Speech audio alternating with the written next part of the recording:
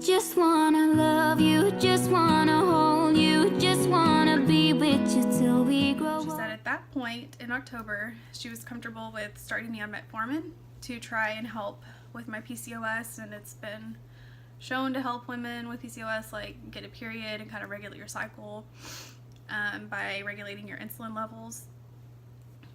She said we could do just metformin, she said, or she was comfortable with me taking Clomid, which is a fertility medication to induce ovulation.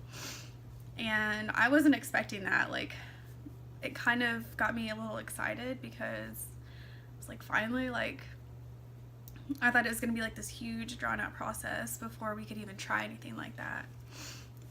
But she was fine with starting Clomid and giving it a try and seeing if it helped me ovulate. So she said on my next period to start the Clomid, and we'd give it a try, and she was starting me on the 100 milligram dose. I never got a positive ovulation test. I was still temping, and my temperature did shift on day 19, even with negative ovulation tests. And then I got a period, it was like 11 days later. I like called the office and I was like, I told her kind of what happened, and she decided she wanted to increase the dose to the 150 milligram Clomid and see if that worked better.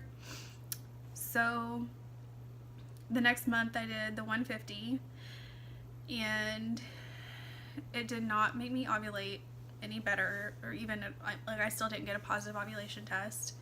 My temperature didn't shift. I think it was cycle day like 30, actually, if I remember correctly. It was like day 30 for the second round, and the side effects of the 150 milligram were the absolute worst. Like, it was so bad, it was almost unbearable.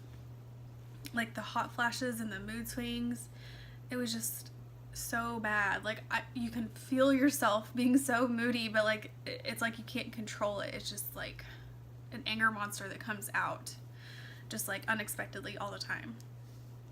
So the 150 didn't really work. At that point she had scheduled a follow-up visit because she did one 3 months out from whenever she first started me on it, but since my cycles weren't regulated, it fell before the third round. So she called me back in, and I told her like my experience with the 150 and how it didn't help because my temperature shifted later, but I still didn't get a positive ovulation test. So at that point she decided to keep me on the 150 again to try for the next month. I think that's the highest dose that she will do. So she did the 150s again. She wanted to, and I told her that I had the worst side effects ever with them and that they were to the point of almost unbearable. So she said that it was fine for me to try the 100 again. So that's what I did the third month. And she said if this third month didn't work, then there wasn't really anything she could do for me because her office didn't have the resources to do like the ultrasounds with it and do like the monitored rounds and the trigger shots and stuff like that. So she told me about 2 options that we could do. That she could refer me to a reproductive endocrinologist, which the closest one to us was Tulsa, or she could refer me to another local doctor, and he does the monitored rounds. He's not a reproductive endocrinologist, but he has done more studies in the fertility world, so he is able to do a lot more treatments and try different things, such as Femara. She was not comfortable trying Femara. She only did Clomid. So I told her that I wanted to try the last round, and if we needed it, then I was going to try the local doctor before I moved on to a reproductive endocrinologist. So she was fine with that. So we tried our final round, and it did not work. In the meantime, I had made an appointment with the local doctor, and they were scheduled out. So this was like, I made the appointment in March, and they didn't have any openings until June. So I was like, well, I guess we'll take, a little time off. I had also made an appointment with the reproductive endocrinologist because they were scheduled out too, just in case if we changed our mind. But they were only scheduled out till May. So I was like, well, maybe we can just do a consultation with them first and see kind of like what that would entail, and then we could go contact this local doctor and see what that, and like just pick from there. So I kept that appointment as well, and that was scheduled for May. So we were taking our time off the first cycle after Clomid, and I wasn't really, I mean, I was still temping. I wasn't doing constant ovulation tests like I was before, waiting for ovulation. And instead, I decided to monitor my cervical mucus to see when it went fertile and then do a test then. So eventually, I did get fertile cervical mucus, and I decided to take an ovulation test. And lo and behold, it was positive.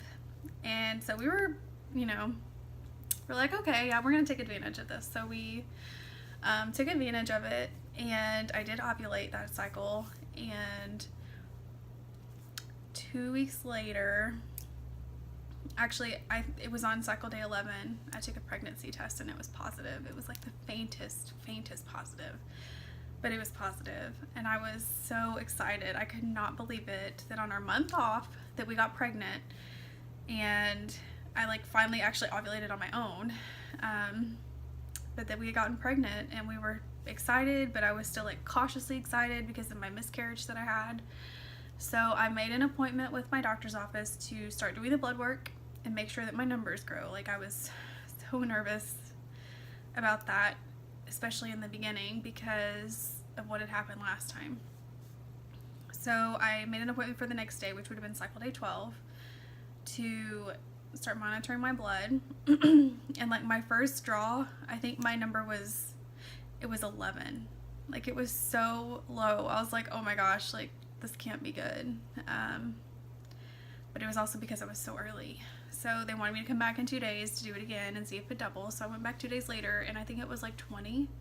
And they're like, well, it almost doubled. They're like, it's still within the range. So I went back again, and I can't remember what the number was, but it grew like it was supposed to. So I was like getting hopeful, getting really hopeful. And they went ahead and scheduled an early ultrasound. My doctor approved one for me. And based on the ovulation date, I should have been 6 weeks the day of the ultrasound. So my husband had to work. He's a pharmacist, and he can't just take off. It has to be covered. So he had to work. So my sister came and picked me up, and she took me to the appointment. I did not want to go by myself, you know, just in case. There's always like that voice in the back of your head that's like, oh, I don't know, don't get too excited yet. So she picked me up, and we went to the appointment, and the ultrasound technician couldn't find anything. So she asked me, oh, and the day before the ultrasound, I forgot to mention, I started spotting.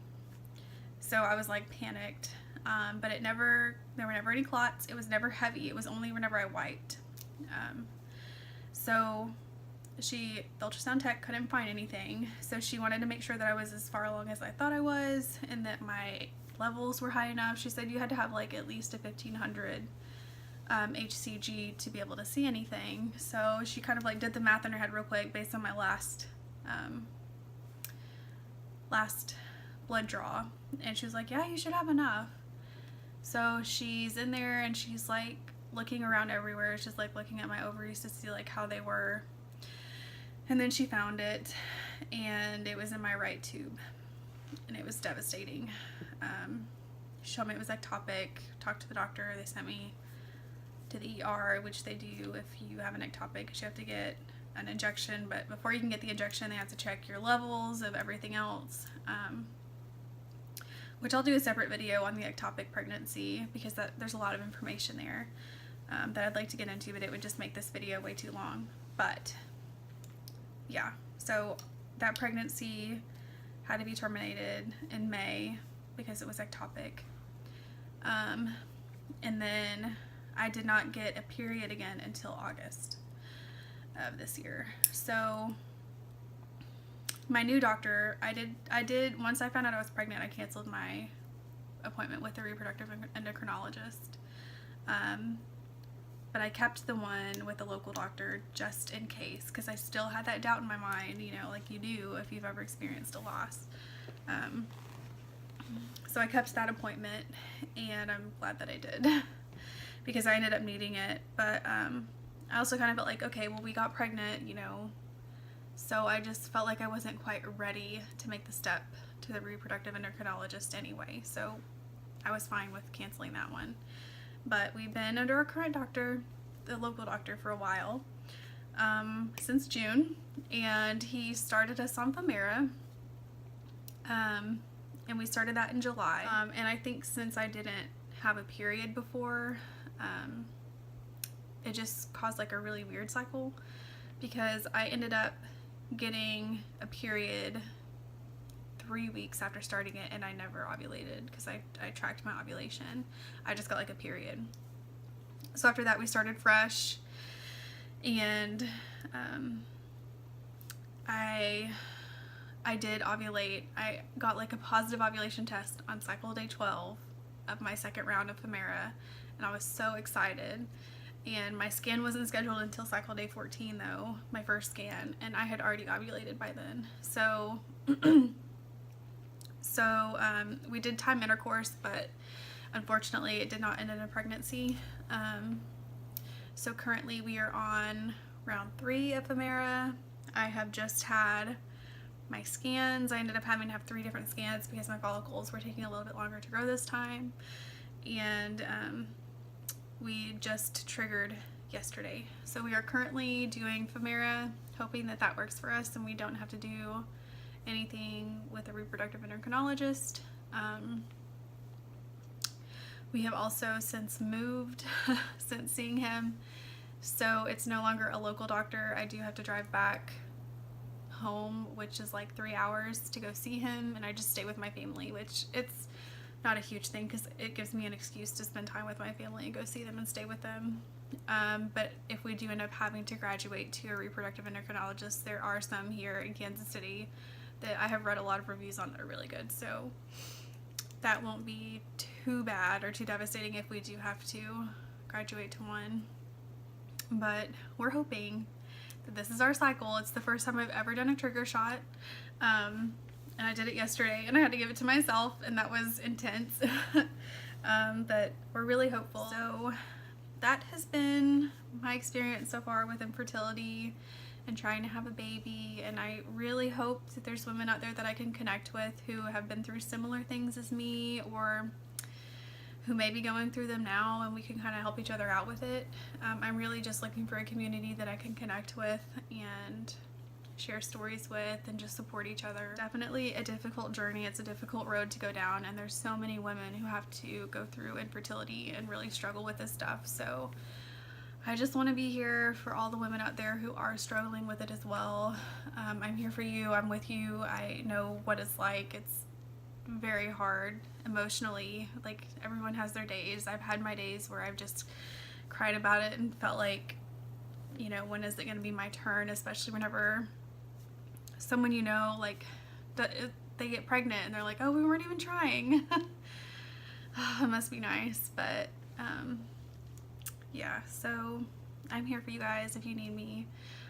If you've been through anything similar, feel free to leave a comment. I will get back to you and talk to you if you need anything. If you need any support, just let me know and I'll be here for you guys. But thanks for watching, and I will give you guys a video on my ectopic pregnancy story. I can go more into detail on my miscarriage story if anyone wants to hear about that. I know it's so common and so many women have been through that. And then I will keep you guys updated as I'm going through these Femara rounds with my current doctor, and if we have to move on, like, I'll just keep you guys updated through our journey, and hopefully our journey ends in a baby, just like every other woman out there. I really hope that your journey ends in a baby too. Yeah, so anyway, I'll talk to you guys later. Bye. My life was great till you added color.